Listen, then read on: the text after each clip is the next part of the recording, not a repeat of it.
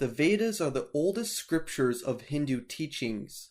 They are considered to be the most sacred books in India and are the highest form of spiritual authority in all of Hinduism. The Vedas can be seen as a source of wisdom for all of mankind, as the books cover all walks of life. So what does the word Veda mean exactly? It means wisdom, knowledge, or vision. The Vedas exist to transfer the language of the gods to humans. The Vedic laws have structured all aspects of life for the Hindus, from social, legal, domestic, and spiritual traditions, and are still continued to this day. The text consists of poems, rituals, songs, and spells. The language of the Vedas is Sanskrit, a predecessor to most of the local languages in the Indian subcontinent, which includes present-day Pakistan and northwest India. As for the origins of the Vedas, it is very hard to pinpoint an exact time, as the ancient Hindus barely kept any historical records of the religious texts. Now this brings up even more questions. Who wrote the texts? There are two traditions that I could find. The first is that humans never wrote the Vedas, and it was God that taught the Vedic chants to the sages, and the sages passed down the knowledge through speech. Another variation is that the sages had the hymns revealed to them. Since the Vedic knowledge seems to originate through word of mouth, we will not have a clear answer to how far back these texts go, as word of mouth is not a strong form of evidence, because it can't be proven. The first official documentation of the Vedas was mainly done by Vyasa Krishna Dhyapayana, around the time of Lord Krishna, around 1500 BC. The transition from speech to writing gives us a standard time frame of 1500 BC. It is most likely older like the traditions say, but there's nothing solid to work with, so the closest date we can get would be around 1500 BC. As for the Vedas themselves, they are classified into 4 volumes: the Rig Veda, the most important of the 4, the Sama Veda, the Yajur Veda, and the Atharva Veda. All 4 volumes, when grouped, are known as the Katha Veda. The first 3 volumes, the Rig Veda, the Sama Veda, and the Yajur Veda, are similar in form, language, and content. Each Veda is made up of 4 parts: the Samhitas, a collection of mantras or sacred formulas; the Brahmanas, ritualistic texts that include rules to follow and religious duties. All 4 Vedas have several Brahmanas. The Aranyakas, or the forest books, they had similar content as the Brahmanas and go into rituals not appropriate for the village. Lastly, we have the Upanishads. They are the concluding parts of the Veda and are called the Vedanta, or the end of the Veda. Upanishad means to sit down near, like students gathering around a teacher for philosophical teachings. The Upanishads present the ideas of self-realization, like meditation, yoga, and reincarnation, and are still read to this day by devoted students of religious tradition from around the world. Now that we know the structure of the texts, we can now take a look at all 4 of the Vedas, starting with the Rig Veda.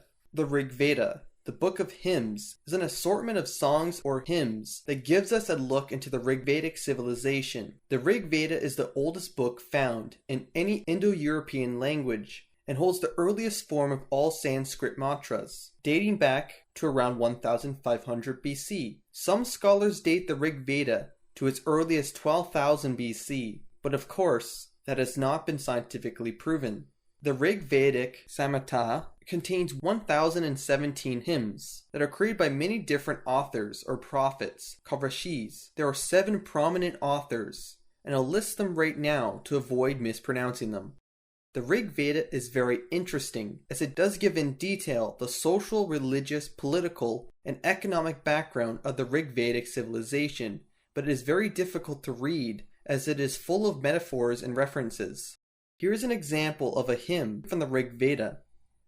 Dawn, daughter of the sky, rise with your riches for our welfare. Rise with ample food, O goddess of the dawn, rise and give us your wealth. The next volume is the Sama Veda, the Book of Song. Like the title suggests, it is a collection of melodies. The hymns in the Sama Veda are practically taken from the Rig Veda and don't have any new lessons to teach, but it can be seen as the Rig Veda is the word and the Sama Veda is the meaning. Next we have the Yajur Veda, the Book of Ritual. This volume was created to meet the rules of the ceremonial religion and public worship. The Yajur Veda was used as a rulebook for the priests that performed sacrificial rituals while speaking the prayers and the sacrificial formulae. Here's an example of a hymn from the Yajur Veda. The one who loves all intensely begins perceiving in all living things a part of himself, becomes a lover of all, a part and parcel of the universal joy. He flows with the stream of happiness and is enriched by each soul. The last Veda is the Atharva Veda, the Book of Spell. This volume stands on its own when it comes to how different it is from the other Vedas. It comes second in importance, next to the Rig Veda. The hymns are more varied and are also simpler when it comes to its use of language. The funny thing is that many historians don't think this book belongs with the Vedas. The Atharva Veda contains spells and charms that were important at that period and paints a clearer picture of the Vedic culture. Here's an example of a hymn from the Atharva Veda. Most humbly we bow to you, O Supreme Lord. At your command moves the mighty wheel of time. You are eternal and beyond eternity. Now you have an idea about the Vedas, but as an added bonus, let's take a look at what ended this period. The Vedic period was a time society believed that when Vedic priests performed rituals and sacrifices, it kept the universe in balance. But if the rituals would go wrong, the people would blame the priests, as they were the ones solely responsible. In fear of losing their power and influence over the people, the Brahma priests created new texts known as the Brahmanas, like I mentioned earlier in the video. These texts were added to the Vedic collection around the 6th century BC. The priests said if they did the ritual exactly as said in the Brahmanas, then the gods would have to respond. So, when these rituals did not please the gods, many branches of Indian society had enough. From 800 to 500 BC, called the later Vedic period, the priests' actions were put into question. The rituals, sacrifices, and the books on how to perform them were eventually rejected. Some of the people that rejected the Vedic order made the decision to find another way to enlightenment. By living as hermits, some of their ideas were collected and created the texts known as the Upanishads. A series of practices are linked to these texts, such as meditation, celibacy, and fasting, to give a few examples. Somewhere around the 7th century BC, India's rejection of the Vedic tradition created a new culture. These new religions were hated by the priestly elite. Jainism, Charvaka, and Buddhism were some of the movements founded at this time. It led to the slow death of the priestly customs. These new religions would continue to thrive in India for hundreds of years.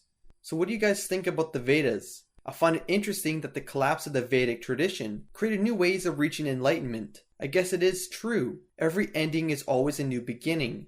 Thanks for watching. If you liked the video, leave a thumbs up. It really helps me out. If you have any questions for me or want to suggest a topic, let me know in the comment section below. If you haven't already, subscribe for more history content, and I'll see you guys in the next video.